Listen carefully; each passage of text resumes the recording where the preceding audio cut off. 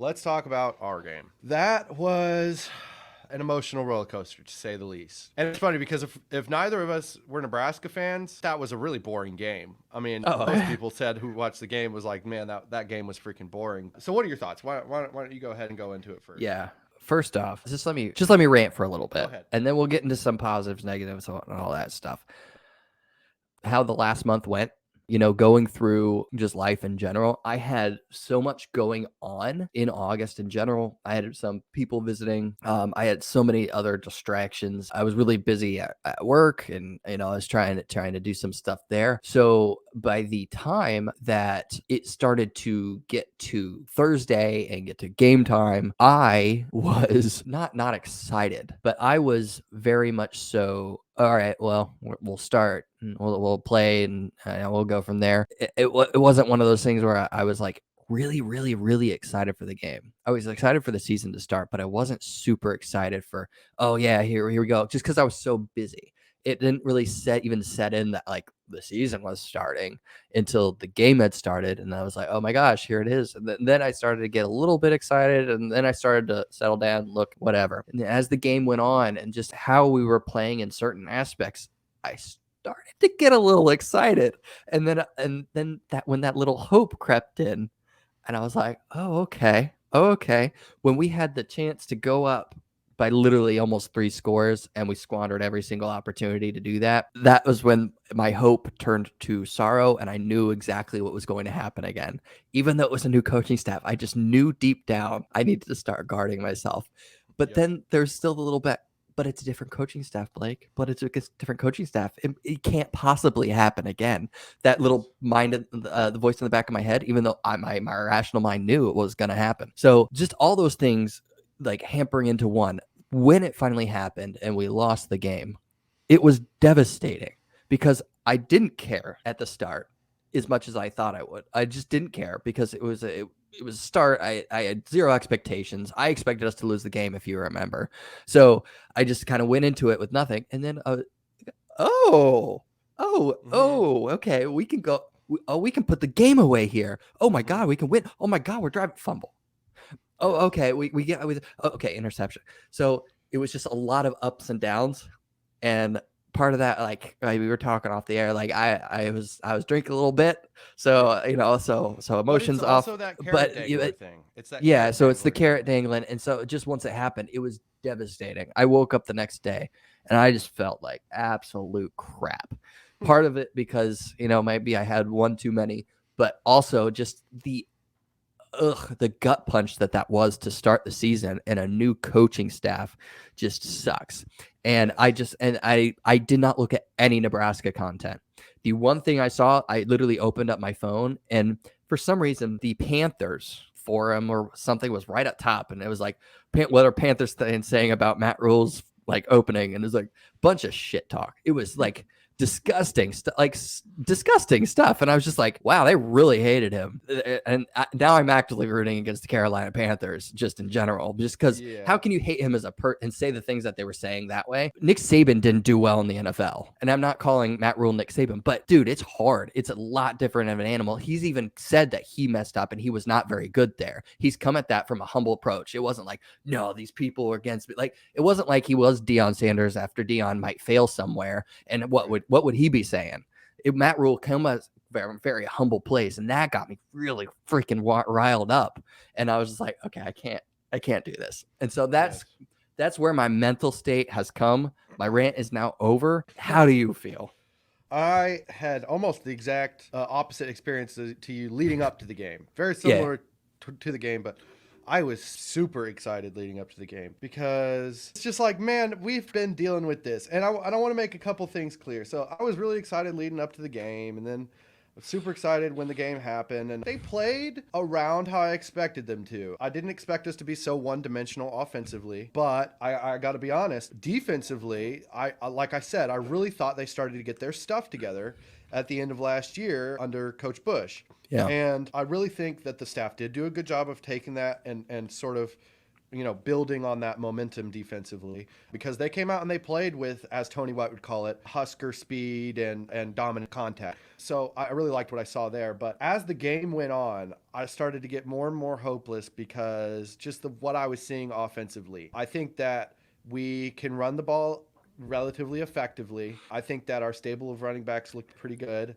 but I think that the quarterback running game, being the centerpiece of our offense, is going to be the bane of our existence once again, because unfortunately, unless he proves it to us different, at this point, my perception of Jeff Sims is that he can't read a defense to save his life. That just is what it is. So I was getting very devastated as it went on, looking at just like how one-dimensional our offense is going to be, thinking about the fact that, look, there was a couple of off-season moves that were made by Matt Rule that we sort of, both you and I, sort of looked at and said, okay, well, that's questionable, but let's give him a chance. And we're only one game in, so this isn't an indictment on anything Matt Rule. But we're talking about a couple things he did in the offseason, namely some of the hires he made, offensive line coach, retaining Raiola, Marcus Satterfield, who South Carolina fans hated. They didn't like him. They hated him. That's not my main criticism. If I had to pick one thing about looking back at the offseason moves, my main criticism is the way the quarterback situation was handled. I really think that this offense, with the way the line has started to come together a little bit, they're still not great, but they looked a lot better than they had. I really think like a quarterback throw threat, like a legitimate Shedeur Sanders style, getting the ball out quick type of quarterback would fit into this offense so good with the running backs. And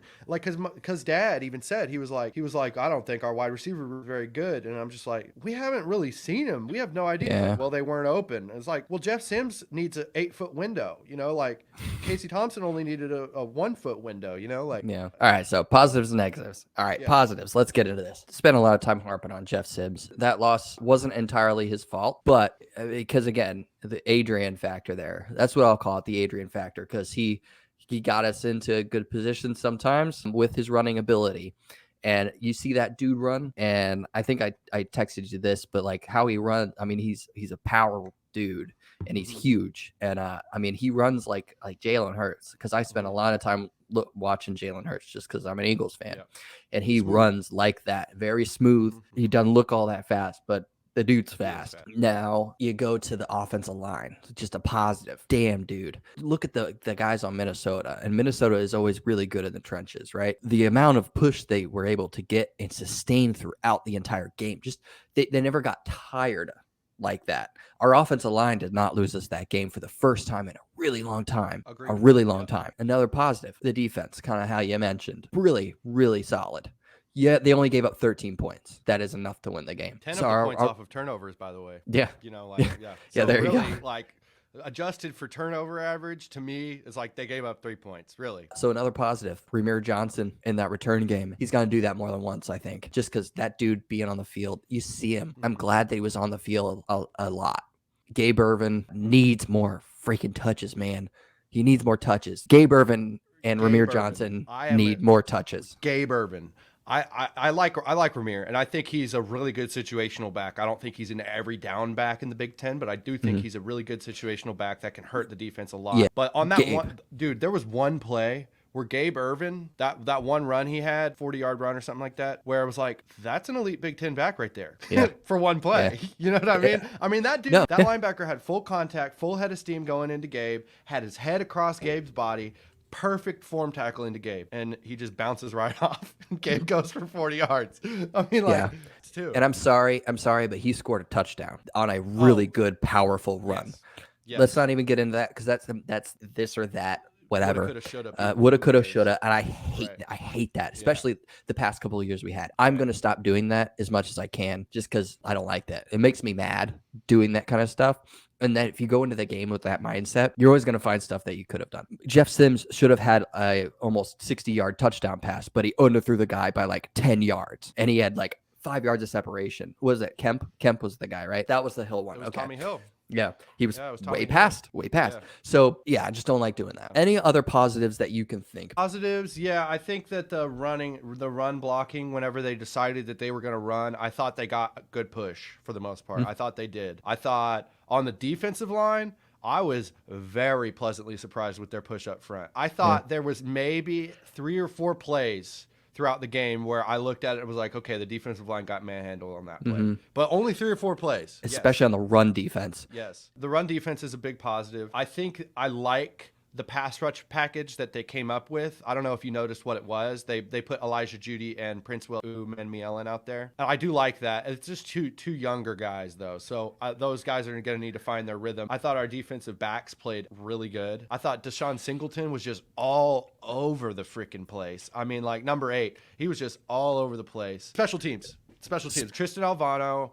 I thought he looked really good. We had 3 kickoffs. He did 2 of them. And his hang time was like almost a half second better than the Minnesota kickers' hang time on their kickoff. So that's a good sign. He made an extra point and a field goal, so good for him. True freshman, got to give him his prop. And then we flipped the field well with Buschini. I mean, he just is such a good That punter, dude is man. he's so good. Yeah, he's good. I really like having Buschini on the team. And then you got to give Ramir a shout out. Actually, on that play, Bill Bush went over it. Really, what it was, the outside guy on the Minnesota kickoff team completely botched his assignment and went inside and screwed his lane. But it takes a guy like Ramir to notice that, and be able to bounce it to the outside and capitalize. You have to have good field vision, especially in the return game. And the lead blockers, they did a really good job of setting that outside lane for him to run to. And then I'm glad we scored a touchdown there. But like that opening kickoff of the second half, that's what that team needed. And I was just that was perfect. It really was. It perfect. Put some juice in us.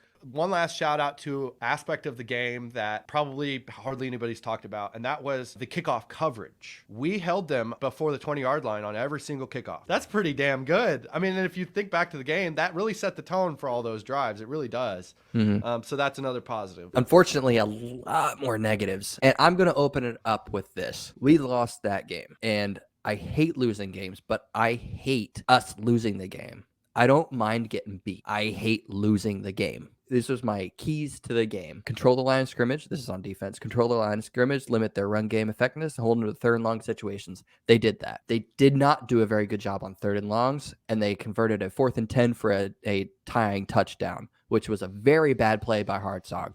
You lead that guy to the middle of the field. It's 4th and 10. And 4th and 10. On the 3rd and 10, right before that 4th and 10, they threw it in the end zone. And it has a pick that goes right into his hands. Right through his hands. Realistically, the defense did that. And we've already said that the defense really didn't lose us that game. Offense. These were my keys to the game. And we did none of these. We did none of these things. Establish the run game.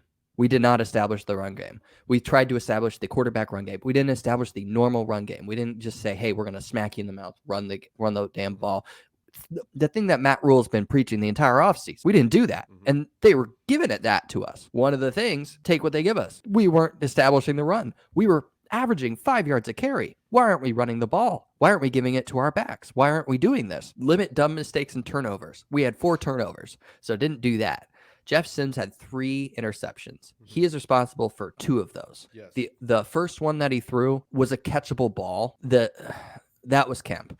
We were in midfield, and we weren't quite in field goal range. It was 3rd and long, and Jeff Sims was trying to take a shot. And under duress, you can say what I want. The other 2, the one in the red zone, he had Borkacher wide open. He literally was supposed to read the guy that intercepted the ball. If that guy drops, you throw it to Borkacher. If he comes down, that's when you throw it to the corner. He threw it before reading the guy. He just was going to go there. I know. Well, he waited about a second too long, too. Because with the Borkacher thing, when the ball was actually released, Borkacher's route had already broken. He had already sat down on the route. And really, with that route in the end zone, you want to throw it to Borkacher as he's turning. True. But then he also threw a terrible. Then he also threw a terrible ball. If you're gonna throw it there, he tried to zip it in there. You get it right towards the corner where only your guy can catch it. He's tried to zip it in there, and it was terrible. And then the one down too. That was 3rd down too, wasn't it? You can throw it away. Still have time left. You need to kick a field goal. Yeah. And then the limiting mistakes. Just we had a couple really bad penalties. One of them getting rid of that touchdown, that false start right before that interception. That was big because that's a touchdown. You go in 7-3 at half, and you come away with nothing there. That is huge. And then the interception threw at the end of the game, terrible. But I think where we lost the game, really, people talking about Jeff Sims interceptions, all that, we still win that game if the turnover prone running back that you've said is a turnover prone running back is not in there at the critical junction in the game with Anthony Grant. And listen, Grant did not run poorly that game. He didn't. But you've said that he has had trouble hanging on to the ball recently. Why is he in there at that point in the game? So I want to address that. With the Anthony Grant situation, I think it was more of this. Matt Rule called out a veteran player 2 weeks ago in front of the media. That's what he did. So Matt Rule wouldn't say that without meaning to say it. And he called out a veteran player 2 weeks ago in front of the media. And what he expected out of that was, I think Anthony Grant can handle this. I'm calling this player out because I know he can handle it, and I know this is going to make him improve. Up to that point, Anthony had played a pretty good game, especially situationally on some third and shorts, just some short yardage situations. He was very, very clutch for us in those moments. And if you're Matt Rule, you have to give your players the opportunity to overcome some of those things that you're calling them out on. It'd been That's 2 weeks. fair. If he had proved himself in practice, you're not doing your job as a coach if you call him out and then don't give him the opportunity to prove himself to you. It's fair. So, but now he's proven himself that in those situations, no, for me, that one is excusable for me. Not excusable from an Anthony Grant standpoint, excusable from a coaching standpoint. For me, if it happens again with Anthony in those types of situations, no. What are we doing? Guys, you got to understand. But so for me, the more critical turnovers, I mean, we were tied 10-10 midfield and Jeff on third down. It wasn't even fourth down yet. And Jeff Sims throws a pick. And it's like, dude, the game is tied. Like, what are we doing? You know, let's run out as Yeah, no, much and that as was we can. I mean, said that one was very atrocious. But I still think that fumble was the worst. He's going through traffic, dude. And to his credit, it was a good run up until he fumbled. But yes, still, great run. but he's running through, and the defender made a play on the ball. But Excellent dude, cover up. That's the Completely only agree. thing you can't do there. You can't do Yep. that. We were going to run out the clock. Yeah. That's what that run did. I mean, we were in going that to run out the clock. situation- In that situation, you need to be both hands on the ball, protecting it like it's your baby. Yeah. I mean, in that situation, because the difference in that situation is not whether we'll get 7 yards or whether we'll get 3 yards. The difference in that situation is whether we can protect the ball and play clean or whether we can't. Mm-hmm. So, yeah, I mean, I don't really understand why Gabe only got 7 carries and That's why crazy. they didn't really lean on him at all. There was this one offensive drive, too. It was like end of the third quarter, beginning of the fourth quarter area where we were winning 10-3. It was our time. It was our opportunity to go ahead and run some game clock out and put together a long drive. And they're like, okay, let's go ahead and throw 3 shotgun pass plays. Oh, God. And Yeah. it didn't make any sense. It just No. like that was. And But I will say that was one of the only times all night, because I'm no genius, right? If they're doing good, I'll see that they're doing good. If they're not, I'll see that. But that was one of the only times all night that I was like, okay, what was that play calling? What was that play calling? What was that? I mean, so there were a couple times like that for me, but you're right. That one series really sticks out because the first down play call, that was a good play call. You can see it that it was because Minnesota was expecting us to go in there and try to run out some clock, That was try the to drive he power under it. through Tommy, right? That was the drive Yep, he that under was through. the drive where he had a touchdown pass, would have put us up 17-3. 17-3 going into the fourth quarter. Wait, was it even the fourth quarter then? It might have even been the fourth quarter. It was somewhere around then. Yeah, no, it was in the fourth quarter. It was in the fourth quarter. Then throwing the 2 downs after that. I mean, on third down, you have to try to get the first down, but like run it on second. Run it. You're averaging 5 yards a carry. Then you're on a 3rd and 5. Yeah. Worst case scenario. Worst case. I don't understand it. I don't. Because one of our strong points on our offense, the criticism of our receiver room is right. It is right. They have to prove themselves. We're not very fast and we're not very deep. But our running backs, that's where the talent is. The running back and the quarterback have a lot of really good running potential in there. So set the offense up to do that. Because if you set that up, that's when the passing comes. And a good example of that is what Wisconsin did in the second half yesterday. Their identity and what they were trying to set up was definitely what Fickle was trying to do with the pass. One working. Buffalo was there for it, stopping it.